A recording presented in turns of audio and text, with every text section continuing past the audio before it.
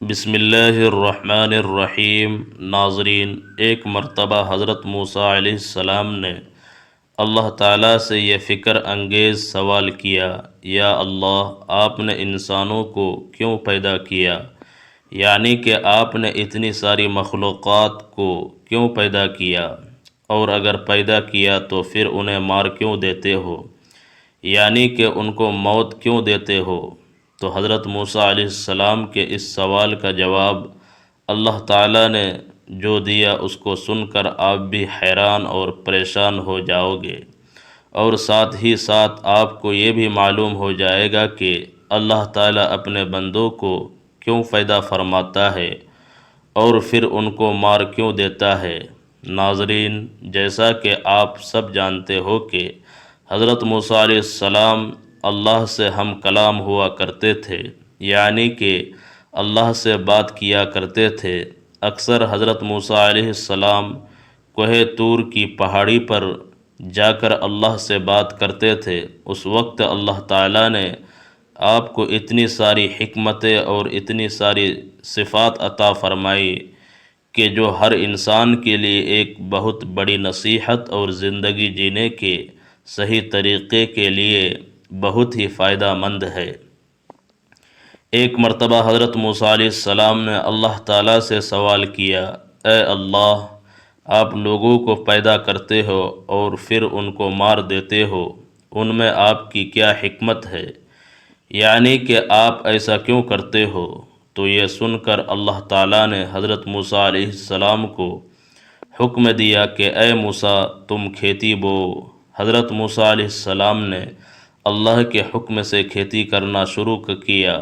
کچھ دنوں کے بعد جب وہ کھیتی تیار ہو گئی تو حضرت موسیٰ علیہ السلام نے اس کو کاٹ دیا، تو یہ دیکھ کر اللہ تعالیٰ نے حضرت موسیٰ علیہ السلام سے فرمایا، اے موسیٰ، تم نے خود ہی کھیتی بوئی اور پھر تم نے خود ہی اس کو کاٹ کیوں ڈالا؟ یہ سن کر حضرت موسیٰ علیہ السلام نے عرض کیا، یا اللہ، کھیتی کے پکنے پر اس میں دانہ اور بھوسا تھا اور دونوں کو ملا جلا کر رکھنا مناسب نہیں تھا، اسی لیے حکمت کا تقاضا یہی ہے کہ ان دونوں کو جدا جدا کر دیا جائے۔ یہ سن کر اللہ نے حضرت موسیٰ علیہ السلام سے پوچھا، اے موسیٰ، تم نے یہ عقل کہاں سے حاصل کی؟ تو حضرت موسیٰ علیہ السلام نے اللہ تعالیٰ سے عرض کیا، یا الہی، میری یہ دانش مندی اور یہ عقل سب آپ نے ہی عطا کی ہے۔ یہ سن کر اللہ تعالیٰ نے فرمایا، اے موسیٰ، پھر یہ دانش مندی مجھ میں کیوں نہ ہوگی؟ اے موسیٰ، دیکھو، انسانوں کی روحیں دو قسم کی ہوتی ہے، ان میں ایک روح پاک ہے اور ایک روح ناپاک ہے، اور ہر انسان کے جسم ایک رتبے کے نہیں ہوتے۔ کسی کے جسم میں موتی کی طرح پاک اور صاف روح ہے تو کسی کے جسم میں کانچ کی طرح روح موجود ہوتی ہے۔ ان روحوں کو بھی ٹھیک اسی طرح سے ایک دوسرے سے علیحدہ کرنا مناسب ہے، یعنی کہ جدا جدا کرنا ضروری ہے۔ جس طرح سے تم نے گندم کو بھوسے سے الگ کر دیا ہے تاکہ جو نیک روح ہوتی ہے وہ جنت کو چلی جائے اور جو بری روح ہوتی ہے وہ دوزخ میں چلی جائے۔ اے موسیٰ، یہ تو انسان کو مارنے کی حکمت تھی، اور انسانوں کو پیدا کرنے کی حکمت یہ ہے کہ ہماری صفات کا اظہار ہو جائے۔ حدیث قدسی میں ہے کہ اللہ تعالیٰ ارشاد فرماتا ہے کہ میں ایک پوشیدہ خزانہ تھا، اس لیے میں نے چاہا کہ میں پہچانا جاؤں، اسی لیے میں نے مخلوق کو پیدا کیا، میں نے انسانوں کو پیدا فرمایا۔ اے موسیٰ، انسان کے جسم میں جو موت ہوتی ہے اس کو کبھی بھی ضائع نہیں کرنا چاہیے، بلکہ اس کی حفاظت کرنی چاہیے۔ تو ناظرین، ہمارے لیے بھی یہ حکمت کتنی بڑی ہے کہ اللہ تعالیٰ انسانوں کو کیوں پیدا کرتا ہے اور پھر ان کو مار کیوں دیتا ہے۔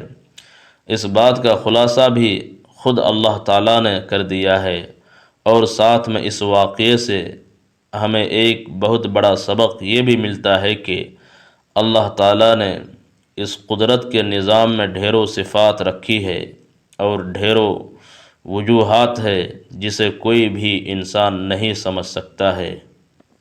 اسی لیے ہمیں کبھی بھی کسی بات کے لیے اللہ سے کوئی سوال نہیں کرنا چاہیے، کیونکہ یاد رکھے اللہ جو بھی کرتا ہے بہتر کرتا ہے، اور اللہ کے ہر کام میں کچھ نہ کچھ حکمت ضرور ہوتی ہے۔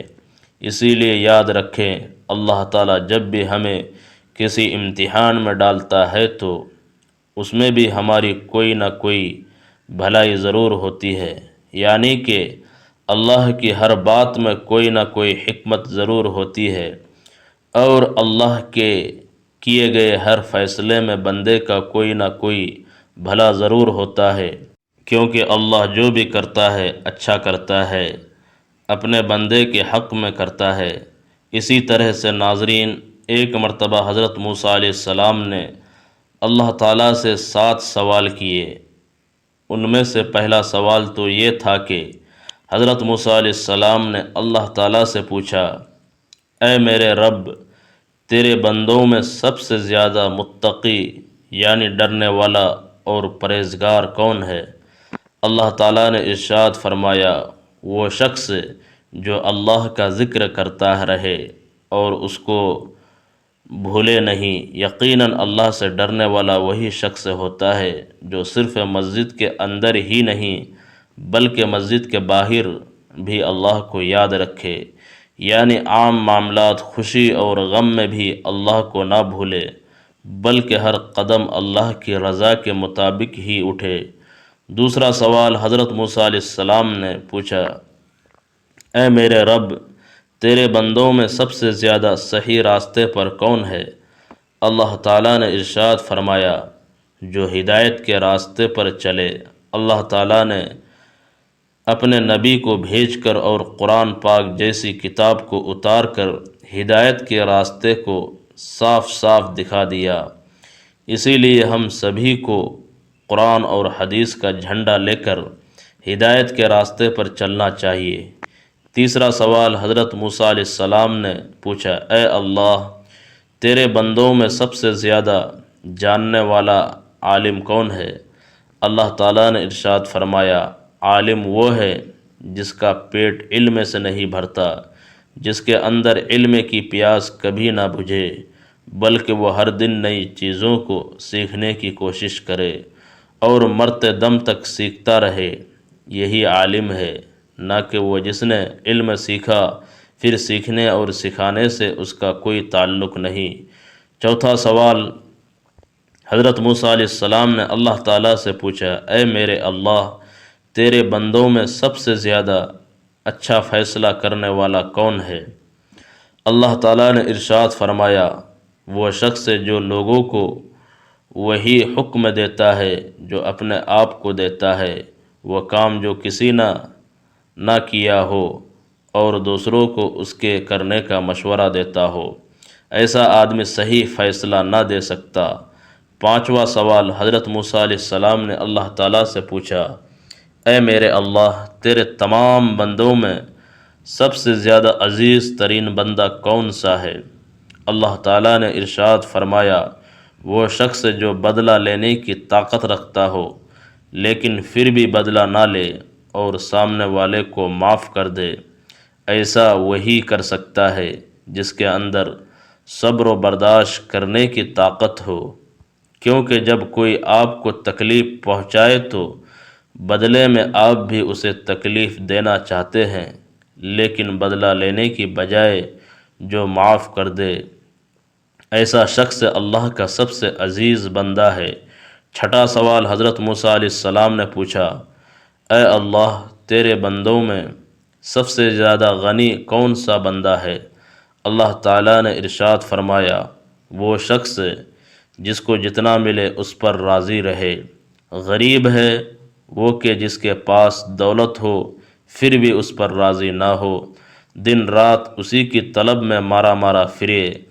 اور بے نیاز وہ شخص ہے جس کو جتنی نعمت ملے اس پر خوش ہو کر اللہ کا شکر ادا کرے۔ ساتواں سوال حضرت موسیٰ علیہ السلام نے پوچھا، اے میرے رب، آپ کے بندوں میں سب سے زیادہ فقیر کون ہے؟ اللہ تعالیٰ نے ارشاد فرمایا، جو مسافر ہو، ایک مسافر یعنی سفر کرنے والا حاجت مند اور ضرورت مند ہو سکتا ہے۔ ویسے تو آج کل کے سفر چند گھنٹوں اور چند دنوں کے ہوتے ہیں، اسی لیے آسانی ہوتی ہے، لیکن پھر بھی سفر میں مشکلیں بہت سامنے آتی ہے۔ اسی لیے اگر کوئی مسافر حاجت مند ہو تو اس کی مدد ضرور کرنی چاہیے۔ ایک دن حضرت موسیٰ علیہ السلام نے اللہ تعالیٰ سے عرض کیا، یا اللہ، تو نے انسان کو پیدا کیا، اسے عقل، دل اور زندگی عطا کی، پھر آخر اسے موت کیوں دیتا ہے؟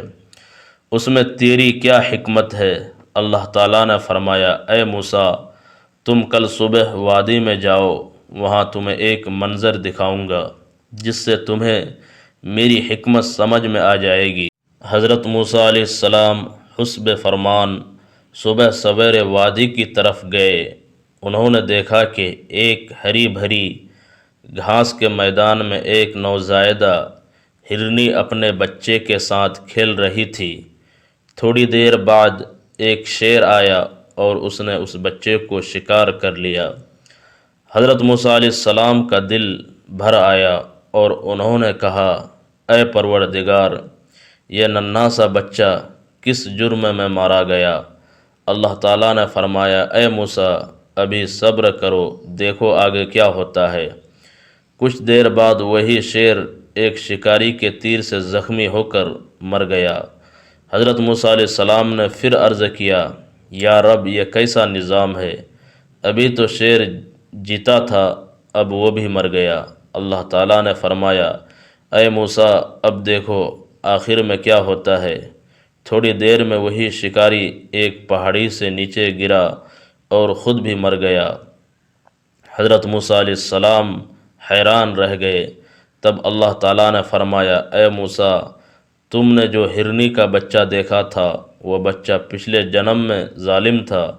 اس نے اس شکاری کے والد کو ناحق قتل کیا تھا۔ میں نے اس بچے کی روح کو دنیا میں بھیجا تاکہ اس کے گناہ کا بدلہ دوں، پھر میں نے شیر کو اس بچے پر مسلط کیا تاکہ انصاف ہو جائے، پھر شیر کو مارنے والے شکاری کو بھی موت دی تاکہ میں اسے بھی اس کے اعمال کے بدلے جزا دوں۔ اے موسیٰ، میرا ہر فیصلہ عدل پر مبنی ہے، موت میرے نظام انصاف کا حصہ ہے، ظلم کا خاتمہ اور عدل کا آغاز۔ حضرت موسیٰ علیہ السلام کی آنکھوں سے آنسو بہنے لگے۔ انہوں نے عرض کیا، یا رب، تو پاک ہے، تیری ہر تقدیر میں حکمت ہے۔ ہم ظاہری آنکھوں سے دیکھ کر فیصلہ کرتے ہیں، مگر تیری تدبیر وہ جانتا ہے جو باطن کو سمجھتا ہے۔ اللہ تعالیٰ نے فرمایا، اے موسیٰ، اسی لیے میں نے موت کو زندگی کے بعد رکھا تاکہ ہر ایک کو اس کے اعمال کے مطابق بدلہ دوں۔ موت نہ ظلم ہے، نہ انتقام، بلکہ عدل کی ابتدا ہے۔ یہ واقعہ ہمیں سکھاتا ہے کہ انسان دنیا کی ظاہری زندگی کو سب کچھ سمجھتا ہے، مگر اللہ تعالیٰ کے نزدیک اصل زندگی موت کے بعد شروع ہوتی ہے، جہاں ہر عمل کا حساب اور ہر حق کا بدلہ دیا جاتا ہے۔ ایک دن ایک نیک بزرگ اپنے شاگردوں کے ساتھ قبرستان کے پاس سے گزر رہے تھے۔